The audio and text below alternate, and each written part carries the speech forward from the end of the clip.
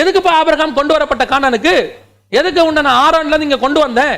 இங்க வந்து உன்னை லேண்ட நடந்து சொல்லி கொடுக்குறேன்னு சொன்னேன். எதுக்கு சொன்னேன்? எதுக்கு உனக்கு நான் ஈசாக்க கொடுத்தேன்? எல்லாரும் மாதிரி எனக்கும் பிள்ளை இருக்கணும் இல்லப்பா. இந்த ஈசாக்கு வழியா இயேசு வரணும், இயேசு வழியா உலகத்துல மீட்பு வரணும். அந்த மீட்புக்கு வரணும்னா இன்னைக்கு நீ இங்க நடக்கணும், இந்த கானானுக்கு நீ வரணும். இதுக்கு பின்னாடி ஹெவன்லி பிளான் ஒன்னு இருக்கு. உலக பிளான் என்ன?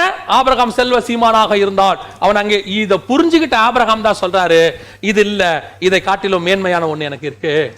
இதை புரிஞ்சுக்கிட்ட மோசே சொல்றாரு, பார்வோன் குமாரத்தியின் மகன் எனப்படுவதை வெறுத்து தேவ ஜனங்களோட துன்பத்தை அனுபவிக்க. காரணம், நான் அழைக்கப்பட்டது எகிப்துல ராஜாவா இருக்கிறதுக்கு இல்ல, எகிப்துல இருக்கிற ஜனங்களை விடுதலையாக்குறதுக்கு.